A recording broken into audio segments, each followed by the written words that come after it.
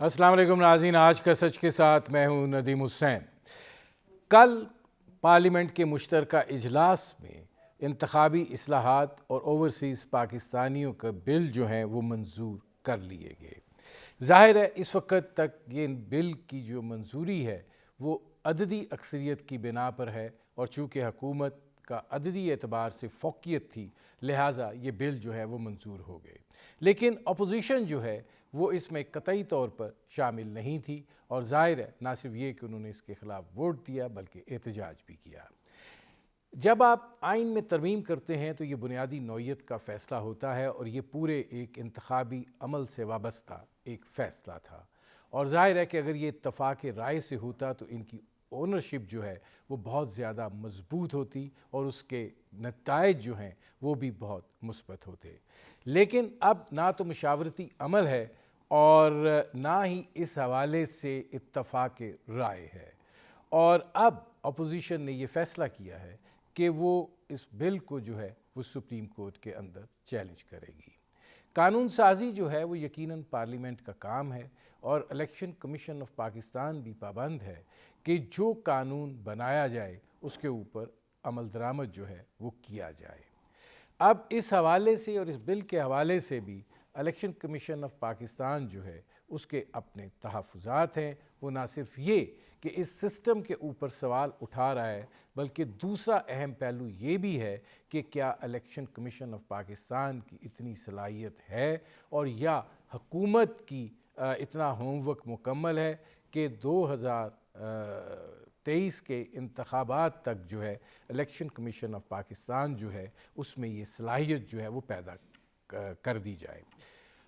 اس حوالے سے وسائل کی بھی یقیناً ضرورت ہوگی، اور جس وقت معیشت کی صورتحال ہے کیا حکومت کو یقین ہے کہ وہ یہ تمام تر وسائل بھی مہیا کر پائے گی؟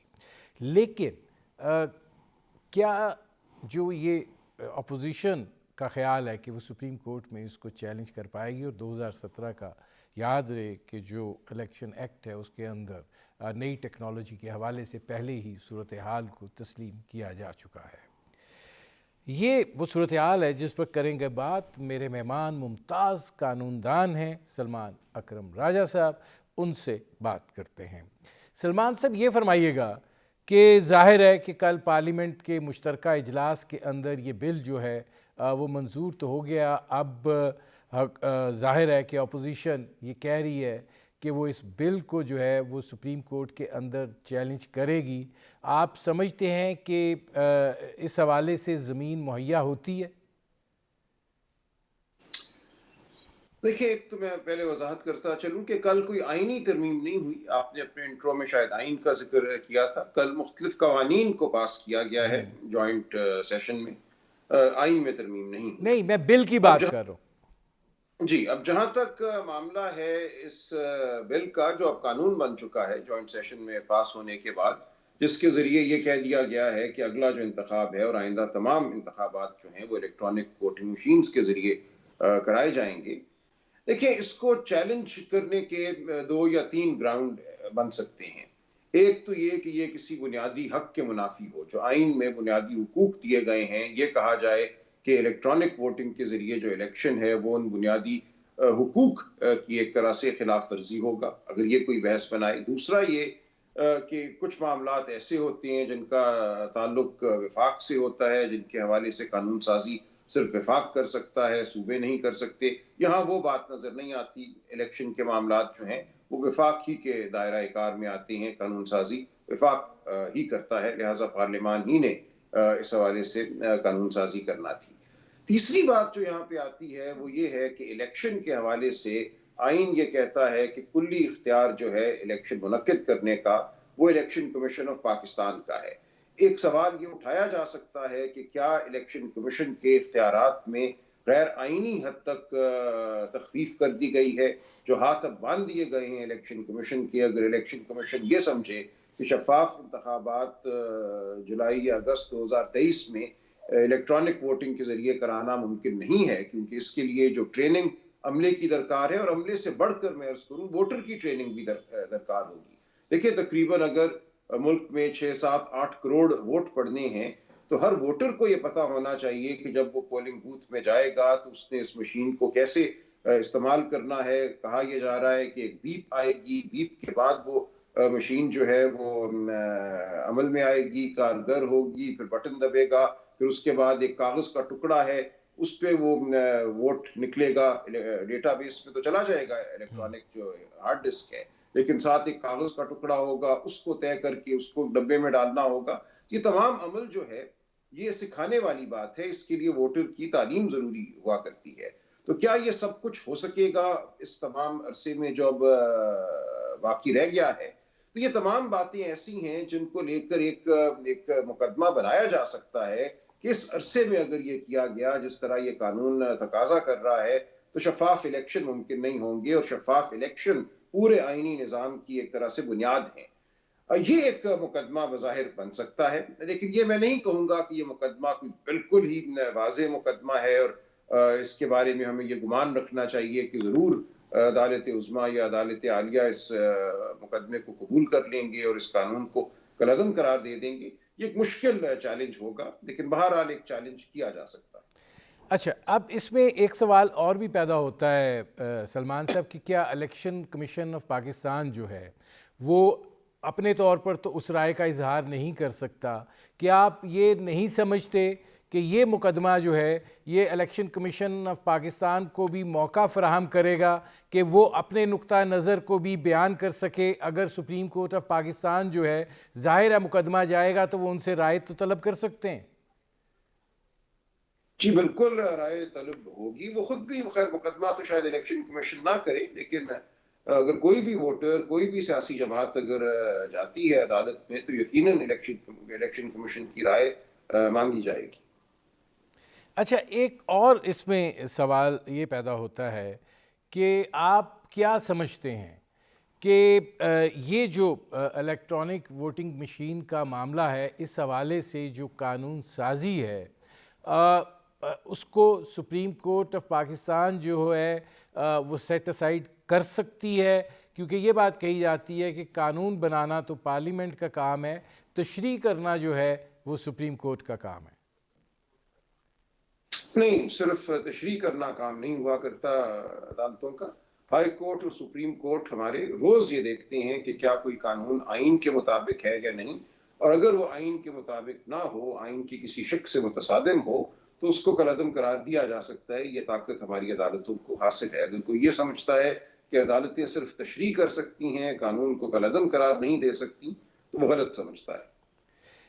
اس میں یہ فیکٹر کس حد تک آ سکتا ہے کہ یہ ایک ایسا قانون ہے جس کے اندر اتفاق رائے نہیں ہے، مشاورتی عمل نہیں ہے، اور ایک حکومت کا اپنی نوعیت کا فیصلہ ہے، اور جب آپ قانون بنا بھی رہے ہیں اور پارلیمنٹ کے ذریعے بنا رہے ہیں تو اگر وہ اس میں اتفاق رائے نہیں ہے تو اس قانون کی قوت جو ہے وہ کس حد تک کمزور ہوتی ہے؟ نہیں، قوت کمزور نہیں ہوتی. دیکھیں، قانون سازی عام طور پہ اتفاق رائے سے نہیں ہوتی. کوشش کی جاتی ہے کہ کمیٹی میں معاملہ جائے جہاں اپوزیشن بھی ہو، مشاورت ہو، افہام و تفہیم ہو، لیکن بالآخر تو عددی اکثریت سے ہی قانون بنتے ہیں، اور اکثر قوانین میں اپوزیشن حکومت کا ساتھ نہیں دیتی. یہاں پہ حکومت اور حکومت کے جو حلیف تھے انہوں نے ساتھ دیا اور قانون سازی ہو گئی. اس لیے اس بنیاد پہ تو قانون کو چیلنج نہیں کیا جا سکتا کہ اس میں ہر ایک کی حمایت شامل نہیں یا مشاورت کم ہوئی ہے. ایک دفعہ جب قانون بن جائے عددی اکثریت سے تو پھر وہ قانون ہے، لیکن اس کو عدالتیں اور بنیادوں پر کالعدم قرار دے سکتی ہیں جو میں نے عرض کر دیا، آئین سے تصادم کی بنیاد پر. لیکن یہ بنیاد نہیں ہوا کرتی کسی قانون کو چیلنج کرنے کی کہ مشاورت کم ہوئی ہے. اچھا، اس میں یہ فرما دیجئے کہ آپ کو دکھائی دیتا ہے کہ جو آپ نے زمینی حقائق مینشن کیے ہیں، ظاہر ہے اپوزیشن کے بھی وہ مد نظر ہوں گے، تو یہ اس حوالے سے ان کی پٹیشن جو ہے وہ ایکسیپٹ ہو سکتی ہے؟ دیکھیں، ہو تو سکتی ہے. میں نے پہلے عرض کیا کہ کوئی ایسا مقدمہ نہیں ہوگا جس کے حوالے سے ہم یہ کہیں کہ ضرور یہ مقدمہ جو ہے جیت جائے گی اپوزیشن. اس میں کچھ گراؤنڈ بنتے ہیں، جیسا میں نے عرض کیا کہ اگر الیکشن کا کرانا بالکل ناممکن ہو جائے، الیکشن کمیشن آ کر یہ کہے کہ جی یہ ممکن نہیں ہوگا، اس میں بہت بڑی تعداد میں بے-ضابطگیوں کا امکان ہے، اندیشہ ہے، اور ووٹر ہمارا اور عملہ ہمارا ان مشینوں کو استعمال نہیں کر پائے گا، لہٰذا یہ ایک طرح سے پورا الیکشن کھلواڑ بن جائے گا، تو اس صورت میں سپریم کورٹ کوئی حکم صادر کر سکتی ہے. لیکن ایسا نہیں ہے کہ یہ بالکل بادی نظر میں کالعدم قانون ہو، اور میں کہوں کہ اس میں بہت اچھا امکان ہے قانون کا کالعدم قرار دیے جانے کا. ٹھیک، بہت شکریہ سلمان اکرم راجہ صاحب. ناظرین، یہ تھے سلمان اکرم راجہ صاحب جن کی آپ نے گفتگو سنی. وقت ہوا ہے ایک مختصر سے کمرشل بریک کا. بریک سے واپس آئیں گے تو ہمارے ساتھ موجود ہوں گے سابق وزیر خزانہ ڈاکٹر حفیظ پاشا. ان سے پاکستان کی اقتصادی صورتحال پر بات کریں گے. ملتے ہیں اس بریک کے بعد.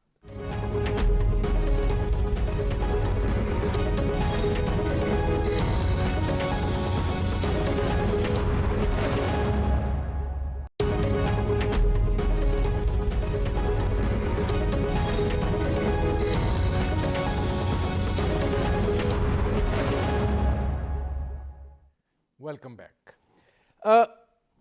اس وقت پاکستان کے اندر جو اقتصادی صورتحال ہے وہ پاکستان کی سیاسی صورتحال کے برابر ہی دکھائی دیتی ہے. ڈپٹی گورنر اسٹیٹ بینک مزید مہنگائی کا اندیہ دے رہے ہیں، روپے کی قدر میں مزید کمی کا اندیہ دے رہے ہیں، جبکہ مشیر خزانہ شوکت ترین صاحب یہ بات کہہ رہے ہیں کہ معیشت جو ہے وہ اس سال 5% کے حساب سے گرو کرے گی، لہٰذا فکر کی جو ہے وہ کوئی بات نہیں ہے. عوام جو ہے وہ مہنگائی کے ہاتھوں تنگ ہے، ہیجان میں مبتلا ہے، خلجان کی سی صورتحال ہے، لیکن حکومت جو ہے وہ مطمئن ہے اور ایک اطمینان میں ہے. ایک تھیوری یہ بھی پیش کی جا رہی ہے کہ جو روپے کی قدر ہے اس کے اندر 45% کی کمی ہوئی ہے، اور جو اوورسیز پاکستانیز ہیں، یعنی جو سمندر پار پاکستانیز ہیں، وہ جو یہاں پہ اپنے عزیز و اقارب کو اور اپنے لوگوں کو پیسے بھجواتے ہیں، وہ اس سال 29 ارب ڈالر جو ہیں وہ رہے ہیں. اور ظاہر ہے کہ اس جو فرق ہے 45% کا اور مہنگائی میں جو اضافہ ہوا ہے 9% کا، اس کے درمیان کا جو فائدہ ہے وہ ابھی بھی عوام کی سطح کی طرف ہی ہے، اور مہنگائی میں مزید اضافہ کر بھی لیا جائے تو کوئی زیادہ فرق نہیں پڑے گا.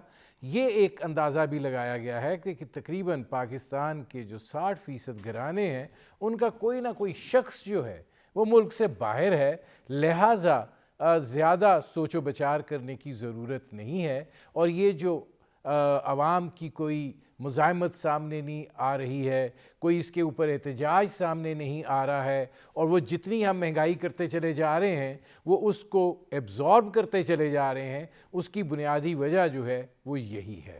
اور ظاہر ہے کہ اس چیز کا احساس نہیں کیا جا رہا کہ وہ لوگ جو یہاں سے کما رہے ہیں، یہاں سے کھا رہے ہیں، اور یہاں کے روپے کی قدر کے مطابق ان کو آگے بڑھنا ہے اور اپنی جو معمولات زندگی ہے اس کو چلانا ہے، ان کا کیا حال ہوگا. اب یہ بات کہاں تک درست ہے کہ معیشت جو ہے وہ 5% کے حساب سے گرو کر رہی ہے، جب بجلی کی قیمتیں آپ بڑھا دیں، گیس کی قیمتیں بڑھا دیں، گیس آپ کے پاس ہو نہیں، صنعت کار جو ہیں وہ اس حوالے سے شور مچا رہے ہوں، اور یہ دکھائی دے رہا ہو کہ آپ کی غربت کی سطح کی لکیر جو ہے وہ اوپر کی طرف جا رہی ہے بجائے نیچے کی طرف آنے کے، تو پھر یہ گروتھ جو ہے یہ کہاں سے آ رہی ہے؟ تضاد جو ہے وہ اس وقت آ جاتا ہے جب آپ کے اعداد و شمار جو ہیں وہ زمینی حقائق کے ساتھ ایک توازن نہ رکھ سکیں، اور اس کے نتیجے میں ایک ایسی صورتحال پیدا ہو جہاں آپ کا اطمینان ایک طرف، آپ کی توجیہات ایک طرف، اور جو حقائق ہیں وہ دوسری طرف ہو جائیں. ظاہر ہے کہ قانون سازی بھی ہو رہی ہے. کل اسٹیٹ بینک کی جو ہے خود مختاری کے حوالے سے بھی ایک قانون سازی ہوئی ہے. IMF کے ساتھ معاملات جو ہیں وہ اب شرائط کی نظر ہیں. 5 شرائط کہی گئی تھی، 2 مان لی گئی ہیں، 3 رہتی ہیں. ایک عجیب صورتحال ہے کہ معاملات کیا ہیں، کس نوعیت پر ہیں، کیا ہو رہا ہے. کیا یہ اندازہ ہے کہ ہم آگے بہتری کی طرف جا رہے ہیں، یا ہم کسی کھائی کی طرف جا رہے ہیں؟ یہ صورتحال جو ہے یہ یقیناً بہت سے سوالات کو جو ہے وہ جنم دیتی ہے۔ میرے آج کے مہمان جو ہیں وہ پاکستان کی معیشت پر گہری نظر رکھتے ہیں، اور ان کا جو تجزیہ ہے پاکستان کی معیشت کے حوالے سے، وہ پاکستان کی معیشت کو چلانے کے تجربے اور پھر اس سے وابستگی کی وجہ سے ہے، اور وہ ایک انتہائی متوازن صورتحال کو جو ہے وہ سامنے رکھتے ہیں۔ لیکن میں نے حالیہ جو پروگرام ان کے ساتھ کیے وہ بھی مجھے کبیدہ خاطر نظر آئے۔ میرے آج کے مہمان سابق وزیر خزانہ پاکستان ڈاکٹر حفیظ پاشا۔ ڈاکٹر صاحب، پہلے تو یہاں سے شروع کر لیں کہ حکومت کو بڑا اطمینان ہے، لیکن ڈپٹی گورنر اسٹیٹ بینک کہہ رہے ہیں کہ روپے کی قدر میں مزید کمی ہوگی، مہنگائی میں مزید اضافہ ہوگا، اور ڈالر جو ہے وہ جو ایک تھوڑا سا اوپر نیچے کا سلسلہ ہوتا ہے اس کے بعد پھر بڑھنا شروع ہو گیا ہے۔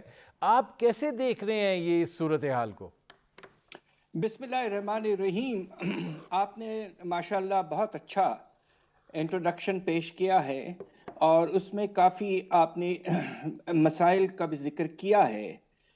جو ڈپٹی گورنر صاحب نے فائنانس کمیٹی جو ہمارے نیشنل اسمبلی کی ہے اس میں جو انہوں نے کہا ہے، وہ میں سمجھتا ہوں وہ یہ بات کو ایکسیپٹ کر رہے ہیں کہ روپے کی قدر میں جو وقتی طور پر کمی آئی تھی، جب دو اچھی خبریں آئی تھے، ایک تو کہ آئی ایم ایف کا پروگرام فائنلائز ہو گیا ہے، دوسرا سعودی عربیہ سے 3 ارب ڈالر اور 1.2 ارب ڈالر کی آئل فیسلٹی آنے والے ہیں، تو اس کے بعد سے مارکیٹ میں کچھ بہتری ضرور آئی تھی، اور روپے کی قدر میں کوئی 2-3% اضافہ ہوا تھا۔ مگر آج دیکھیے بالکل واقعی تھوڑی سی ٹینڈنسی پھر سے پیدا ہو گئی ہے گراوٹ کی۔ وہ شاید یہ کہہ رہے ہیں اس لیے کہ آپ کا جو روپے کا جو قدر ہوتا ہے وہ اس پہ منحصر ہوتا ہے کہ آپ کا تجارتی خسارہ کیسا جا رہا ہے۔ اب آپ یہ دیکھیے کہ آپ کا تجارتی خسارہ پہلے 4 مہینوں 2 گنا سے زیادہ ہو گیا ہے۔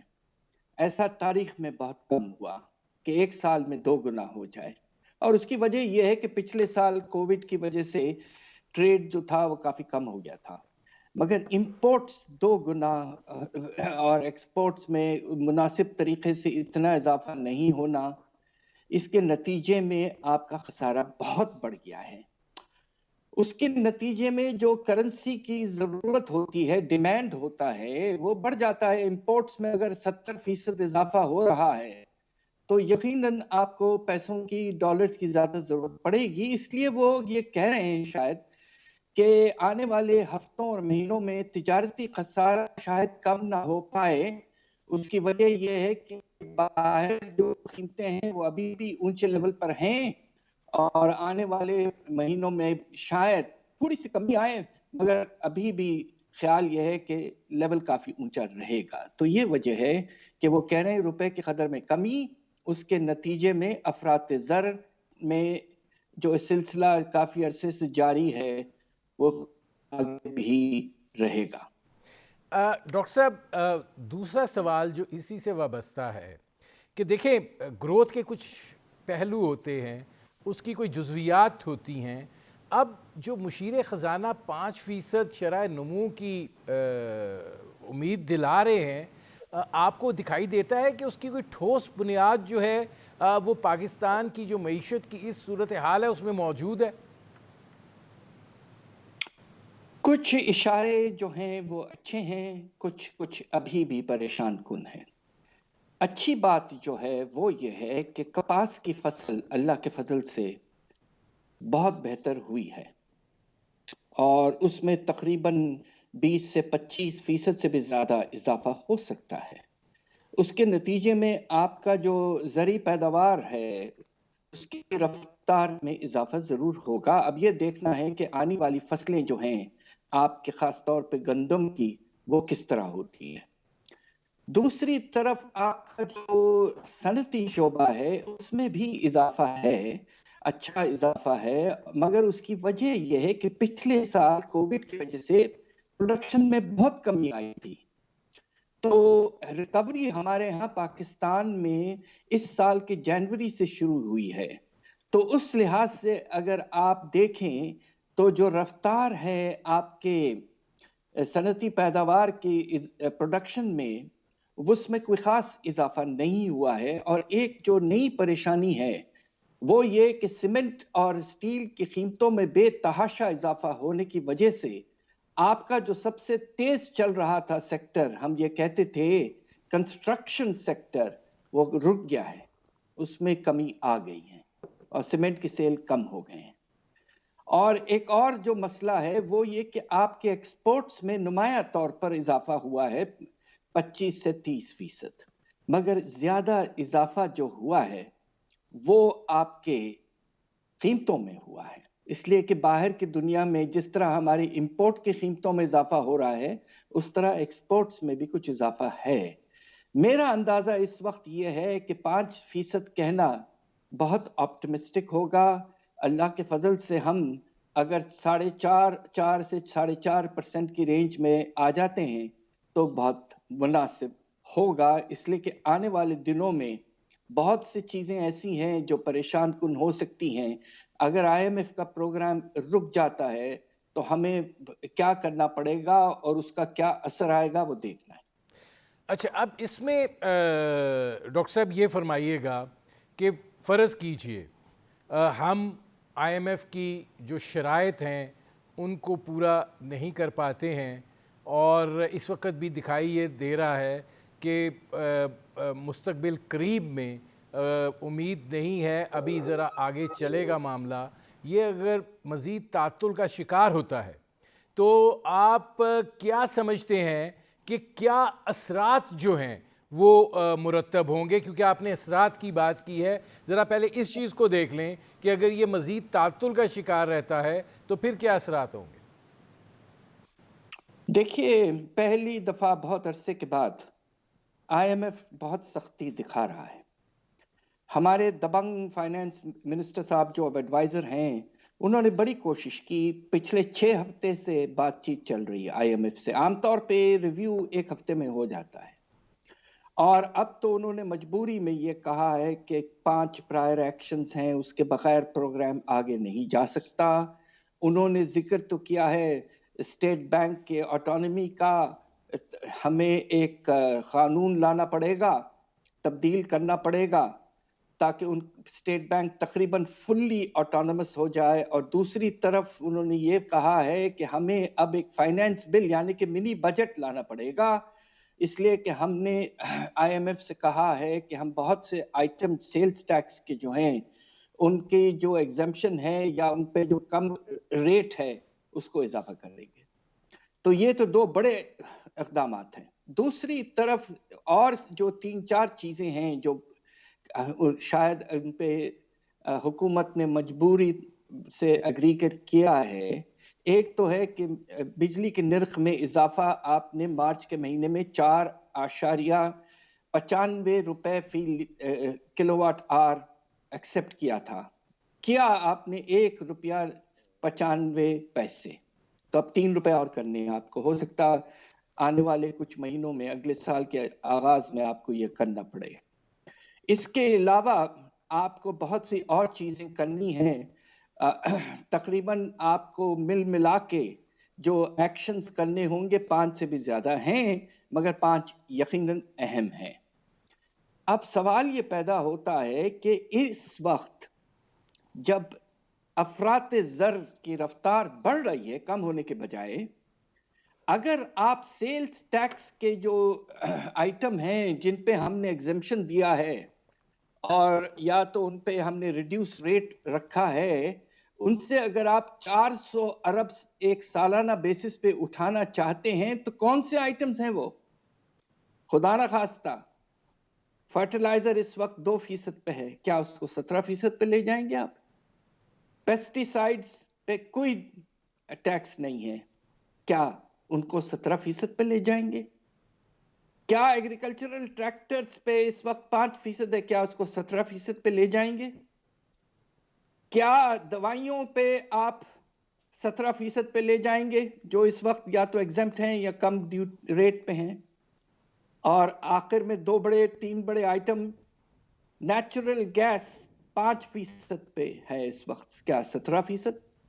LNG 12% پہ ہے، کیا 17%؟ میں تو کہتے ہوئے بھی گھبرا رہا ہوں کہ کیسے ان حالات میں ان بیسک چیز سے جو ان پٹس ہیں ہماری زرعی شعبے میں یا ہمارے صنعتی شعبے میں، ان میں اگر آپ نے ریٹس اتنا بڑھایا سیلز ٹیکس کا، تو آپ سوچئے کہ افراط زر پہ کیا اثر ہوتا ہے، اور آپ سوچئے کہ پیداوار پہ کیا اثر ہوگا. خدا نخواستہ میرے سامنے تو یہ اس وقت غیر ممکن سی بات ہے، مگر شاید ہمارے دبنگ فائنانس منسٹر یا ایڈوائزر شاید اس پہ مان گئے ہیں، اور سنا یہ ہے کہ ایک ڈرافٹ بھی تیار ہو گیا ہے کہ کون سے آئٹمز پر ٹیکس لگایا جائے گا. مگر 400 ارب حاصل کرنے کے لیے آپ کو بڑے بڑے آئٹم ٹیکس کرنا پڑے گا.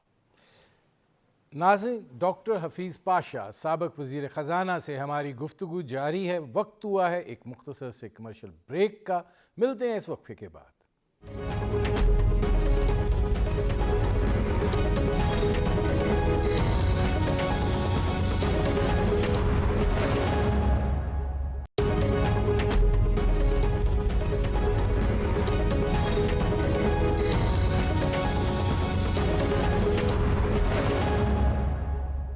Welcome back. ڈاکٹر صاحب، بریک پر جانے سے پہلے آپ نے جو گفتگو کا آپ کا آخری حصہ تھا وہ بڑا خوفناک ہے. 400 ارب روپے کی مزید ٹیکسیشن کی بات آپ کر رہے ہیں، اور ظاہر ہے کہ جن اشیاء پر آپ سیلز ٹیکس کی بات کر رہے ہیں، ادویات پہلے ہی عام آدمی کی استطاعت سے باہر ہو رہی ہیں. لوگ جو ہیں وہ اس دباؤ کو بڑی شدت کے ساتھ محسوس کر رہے ہیں. اگر اس کو آپ نے 17% پہ لے جانا ہے، قدرتی گیس کو آپ نے لے جانا ہے، فرٹیلائزر کو آپ نے لے جانا ہے، تو ڈاکٹر صاحب آپ نے کیا ملک کے اندر خلفشار کو جنم دینا ہے؟ یہ بات پوری نہیں ہوئی ہے. شاید اس بات پہ بھی اگریمنٹ ہوا ہے کہ ہر مہینے پیٹرولیم لیوی 4 روپے بڑھایا جائے گا. تو آپ سوچئے کہ تیل کی قیمتوں میں بھی کس طرح کا اضافہ ہوتا رہے گا آنے والے مہینوں میں. اور پرائم منسٹر صاحب نے بھی اپنی تقریر میں کہا ہے، اور ایڈوائزر صاحب نے بھی کہا ہے کہ ہمیں بڑھانا پڑے گا اور ہم بڑھاتے رہیں گے.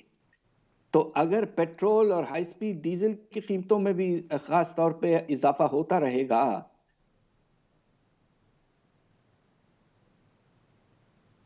دیا جائے گا، تو میں آپ سے یہ کہہ رہا ہوں کہ یہ افراط زر میں بے شمار اور خطرناک اضافہ کرے گا. میں تو حیران ہوں کہ اس بات چیت میں جو 6 ہفتے چل رہی ہے کیوں حکومت اس بات پہ راضی ہوتے ہوئے شاید نظر آ رہی ہے. انہوں نے تو یہ بھی کہا کہ ہم ایک فائنانس بل لائیں گے، اور جو سیلز ٹیکس میں اضافہ ہے وہ ہم پارلیمنٹ میں پیش کریں گے. یہ ایڈوائزر صاحب نے کہا ہے. یہ بھی ایک پرائر ایکشن IMF نے انسسٹ کیا ہے ہم پر. ڈاکٹر صاحب یہ فرمائیے گا کہ ہم کھائی میں جا رہے ہیں، کھڈے میں جا رہے ہیں، کہ ہم کسی ایسی دلدل میں جا رہے ہیں کہ جہاں سے نکل بھی نہیں سکیں گے؟ دیکھیے، مجھے افسوس سے کہنا پڑتا ہے کہ پاکستان اس وقت، اگر آپ نے اجازت دیں تو میں انگریزی کا ایکسپریشن استعمال کرنا چاہتا ہوں. جی جی. Between the devil and the deep blue sea. ہم بیچ میں ہیں.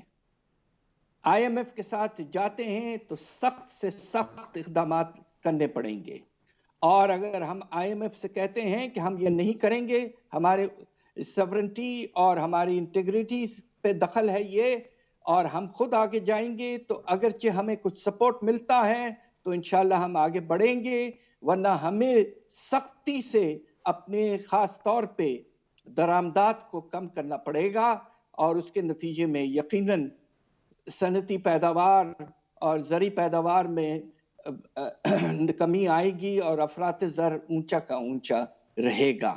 تو دونوں لحاظ سے ہم اس وقت بڑے مشکل حالات میں کھڑے ہوئے ہیں۔ ڈاکٹر صاحب یہ فرمائیے گا کہ آپ نے کہا کہ 4 روپے پیٹرولیم لیوی جو ہے وہ آپ نے بڑھانی ہے جب بھی آپ کی پیٹرولیم پرائسز جو ہیں ان کی بڑھنے کی باری آتی ہے۔ اس حکومت کا یہ بھی تحفہ ہے کہ پہلے 1 مہینے کے بعد بڑھتی تھی، اب 15 دن کے بعد بڑھ رہی ہیں۔ تو یہ جو صورتحال ہے، آپ پیٹرول پرائسز کو کیا وہ جو اندازے لگائے جا رہے تھے 200 روپے لیٹر تک، وہاں تک جاتا ہوا دیکھ رہے ہیں؟ دیکھیے یہ اس پہ منحصر ہے کہ باہر کی قیمت کیا رہتی ہے۔ اب کچھ اندازہ یہ ہو رہا ہے، اوپیک کی رپورٹ جو ہے اس کے تحت سے لگ یہ رہا ہے کہ قیمت جو بڑھتی رہی 40 سے 85 ڈالر تک پہنچ گئی، اب اللہ کے فضل سے یہ 80 ڈالر کے قریب آ گئی ہے، اور خیال یہ ہے کہ اس سے زیادہ اضافہ نہیں ہوگا۔ تو پیٹرول کی قیمتوں میں اس وقت اضافہ ہوتا رہے گا پاکستان میں، چونکہ ہماری کرنسی کی قدر میں کمی اگر آتی رہے، اور دوسرے طرف اگر آپ نے petroleum levy I M F کے کہنے پر ہر مہینے 4 روپے بڑھاتے رہے تو یقیناً آپ کے جو قیمت ہے جون تک کافی اس لحاظ سے بڑھ چکی ہوگی، اور اس کے نتیجے میں افراط زر پہ بھی اثر پڑے گا۔ ڈاکٹر صاحب آپ کہنا یہ چاہ رہے ہیں کہ آگے جو مہینے آ رہے ہیں، یہ جو جس صورتحال میں ہم اس وقت زندہ ہیں اس سے بہت بدتر صورتحال ہوگی ان دنوں میں، اور آپ یہ جو حکومت سمجھتی ہے کہ یہ جو باہر سے ترسیلات زر ہیں اس کی وجہ سے ملک کے اندر لوگ جو ہیں وہ تسلی میں ہیں، کیونکہ جتنا روپے کی قدر میں کمی ہو رہی ہے اتنا جو باہر سے پیسہ آ رہا ہے اس کا کشن بڑھ رہا ہے، اور یہ مہنگائی جو ہے وہ کشن ایبزارب کر رہا ہے۔ آپ اس تھیوری سے اتفاق کرتے ہیں؟ اللہ کا شکر ہے، ہمیں ان کا شکریہ ادا کرنا چاہیے۔ ہمارے جو ورکرز ہیں باہر، انہوں نے پاکستان کا یقیناً بہت ساتھ دیا۔ پچھلے سال 30% تک اضافہ اور 30 ارب ڈالر کے لگ بھگ پیسے بھیجے گئے۔ کووڈ کے زمانے میں انہوں نے پاکستان کا بڑا ساتھ دیا، اور ہم ایک دلدل سے اس وقت نکل آئے۔ مگر اب آپ یہ دیکھیے کہ اس سال جو پہلے 4 مہینے میں جو پوزیشن پیدا ہوئی ہے، آپ کا جو تجارتی خسارہ ہے، خطرہ یہ ہے کہ یہ اس سال بہت بڑھ جائے گا، اور ہو سکتا ہے کہ یہ 45 ارب ڈالر تک پہنچ جائے۔ اگر یہ 45 ارب ڈالر تک پہنچتا ہے تو آپ کا جو ریمیٹنسز کا جو لیول ہے وہ 31 ارب ڈالر تک انشاءاللہ پہنچ جائے گا، تو آپ کے پاس اب خسارہ بڑھ جائے گا۔ پچھلے سال خسارہ نہ ہونے کے برابر تھا، اور ہم نے دیکھا کہ سال کے اینڈ میں ہمارا کرنٹ اکاؤنٹ کا خسارہ صرف 2 ارب ڈالر سے بھی کم تھا۔ اب خطرہ یہ ہے کہ اب بڑھنے کی گنجائش بھی کم ہو گئی ہے ریمیٹنسز کی، اس لیے کہ اب ٹرانل کا سلسلہ شروع ہو چکا ہے، اور آپ نے دیکھا کہ پچھلے مہینے کچھ کمی آئی ہے آپ کے ریمیٹنسز میں۔ تو اس لیے اب یہ کہنا کہ صرف ریمیٹنسز پہ بھروسہ کر کے ہم نکل آئیں گے، یہ نامناسب ہے۔ یقیناً ابھی بھی وہ ہمیں بڑا ساتھ دیں گے، مگر ابھی ہمیں اور بھی ضرورت پڑے گی دوسرے پالیسیز اور ایکشنز کی، تاکہ ہمارا تجارتی خسارہ جو ہے وہ محدود رہے اور ہمارا گزارا ہوتا رہے۔ ڈاکٹر صاحب آپ نے جن چیزوں کی نشاندہی کی ہے میں اس کی بنیاد پر واپس لے جانا چاہوں گا آپ کو۔ آپ نے کہا کہ پیٹرولیم پرائسز 4 روپے کے حساب سے آپ کو بڑھانی ہے، گیس کی قیمت آپ بڑھا رہے ہیں، بجلی کی قیمت کا آپ نے بتایا کہ آپ کو 3 روپے مزید بڑھانی ہے۔ اس کے ساتھ ساتھ جو سیلز ٹیکس کی صورتحال ہے، جن اشیاء کو استثناء حاصل تھا ان پہ آپ نے سیلز ٹیکس لگانا ہے۔ آپ نے 400 ارب روپے کے مزید وسائل اکٹھے کرنے ہیں، جو آپ نے کہا کہ تعمیراتی جو شعبہ تھا پاکستان کا وہ بہتر ہو رہا تھا، لیکن سیمنٹ اور سٹیل جو ہے اس کی قیمتوں میں یقیناً ہوش ربا اضافہ ہوا ہے، اس کی وجہ سے یہ سٹینڈ سٹل پر آ گیا ہے۔ ڈاکٹر صاحب پھر ذرا یہ فرما دیجئے کہ آپ خالی 2 فصلوں کے اچھے ہونے کی بات کر رہے ہیں، تو آپ کیسے اس نقطے کو سپورٹ کریں گے کہ ہمارا جو شرح نمو ہے وہ 4 یا 4.5% بھی ہو سکتی ہے؟ یہ اس پہ منحصر ہے۔ دیکھیے میں اب جو کہتا رہا ہوں وہ یہ ہے کہ ہمیں اب دیکھنا ہے کہ صنعتی پیداوار میں کتنا اضافہ ہوتا ہے۔ اس کی وجہ یہ ہے کہ ابھی تک جو اضافہ زیادہ نظر آ رہا ہے وہ اس لیے کہ پچھلے سال پیداوار کافی کم ہو چکا تھا کووڈ کے بعد۔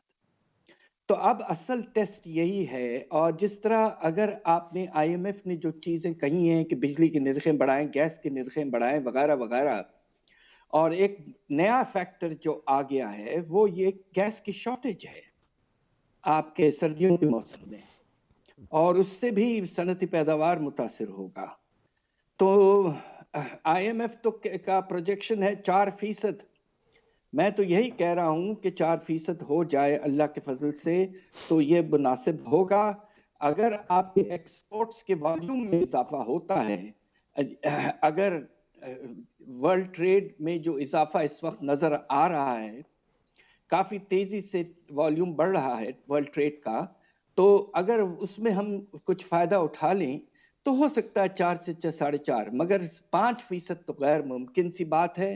اور خطرہ یہ بھی موجود ہے کہ آئی ایم ایف کے اثرات جو ہیں اسٹیبلائزیشن کے، وہ اگر اتنے سخت ہوں تو خدا نخواستہ آپ 4% کے نیچے بھی جا سکتے ہیں۔ ڈاکٹر صاحب جو آپ بات کر رہے ہیں استحکام کے آئی ایم ایف کی شرائط کے حوالے سے، وہ تو اپنی جگہ پہ موجود ہیں، اور ظاہر ہے کہ اگر یہ معاہدہ ہونا ہے تو مشیر خزانہ صاحب جو ہیں انہوں نے ان شرائط سے اتفاق کیا ہوگا۔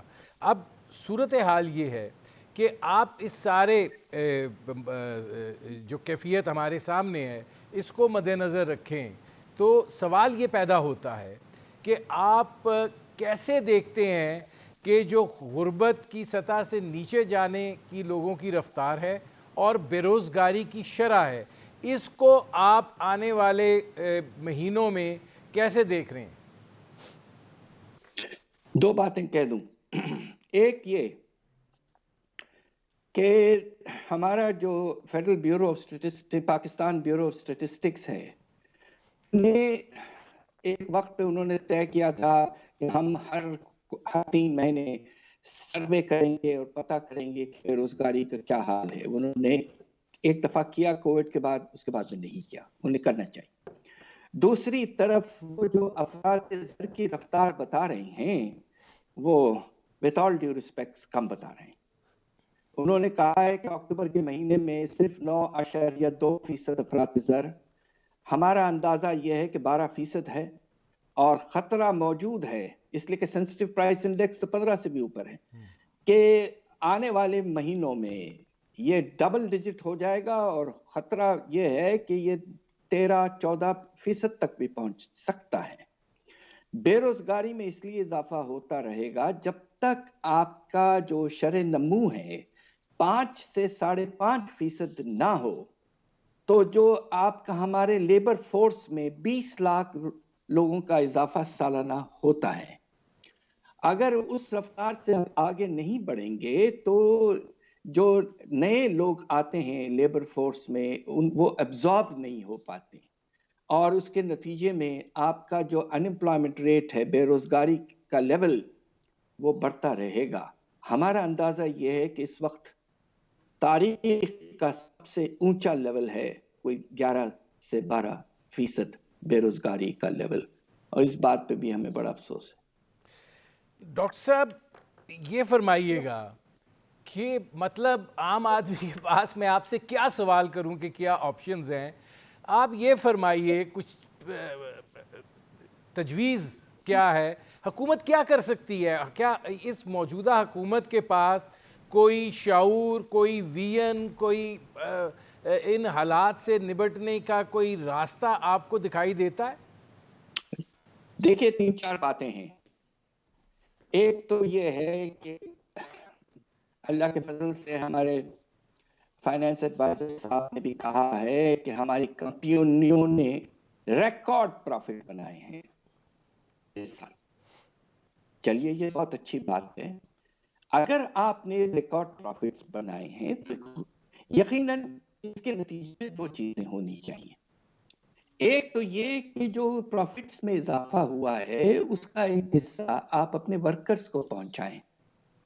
گورنمنٹ نے بجٹ میں منیمم ویجز کو بڑھایا, ماشاءاللہ بڑا اچھا بڑھایا, 17,500 سے 21,000 تک لے گئے. مگر افسوس کی بات یہ ہے کہ تقریباً 53% ورکرز کو منیمم ویج نہیں ملتا پاکستان میں. کم از کم اس کو تو انفورس کروائیے آپ کمپنیوں میں کہ بھائی وہ منیمم ویج جو ہے وہ آپ گارنٹی کریں. آپ کے پروفٹس اتنے اچھے ہوئے ہیں, آپ ٹرانسفر کریں چھوٹا سا حصہ اور ورکرز کو آپ پوری طور پر 21,000 روپے. سندھ نے تو 25,000 روپے کیا ہوا ہے. یہ ہوتا نہیں ہے. اس کو امپلیمنٹ کرنا پروونشل گورنمنٹس کا یہ سبجیکٹ ہے. لیبر ڈپارٹمنٹس پروونشل گورنمنٹس کے اندر ہیں, وہ یہ کریں. دوسری طرف جو آپ کو کرنا ہے کہ آپ نے اگر ریکارڈ پروفٹ بنائے ہیں تو ہماری کمپنیوں کا جو ٹیکس ہوتا ہے وہ تقریباً 400 سے 500 ارب ہوتا ہے. تو آپ وقتی طور پر ایک انکم ٹیکس سرچارج لگائیں جو 4-5 سال پہلے ہم نے لگایا تھا, اور اس کے نتیجے میں آپ کچھ ایڈیشنل ڈائریکٹ ٹیکس ریونیو حاصل کریں, اور اس سے آپ نے جو سبسڈی پیکج پرائم منسٹر صاحب نے پیش کیا ہے اس میں اضافہ کریں. تقریباً 150 سے 200 ارب کا اضافہ ہو سکتا ہے. تو اس طرح کے اقدامات لینے ہیں. آپ نے باٹم اپ اپروچ کی بات کی جو کہ بہت ہی مناسب بات تھی. ہم بہت خوش ہوئے تھے جب بجٹ میں فائنانس منسٹر صاحب نے کہا تھا کہ پاکستان اب باٹم اپ اپروچ کی طرف جائے گا اور بے شمار لونز دیے جائیں گے, مگر اس کی رفتار بہت سست ہے. کمرشل بینکس جو ہیں وہ بہت آہستہ آہستہ آگے بڑھ رہے ہیں, ان پہ پریشر کم ہے. تو خدا کے لیے آپ کم از کم یہ تو امپلیمنٹ کروائیں اسٹیٹ بینک کے تھرو کہ جو آپ نے ٹارگٹ سیٹ کیے 1400 ارب 3 سال میں, بھائی اس کا کم از کم 10% تو اس سال ہو جائے. تو اس طرح کے بڑے اقدامات ضرورت ہیں. ہمارے پرائم منسٹر نے مشکل سے 120 ارب کا جو پرائس سبسڈی دیا ہے 1,000 روپے فی مہینہ فی فیملی, وہ کافی نہیں ہے.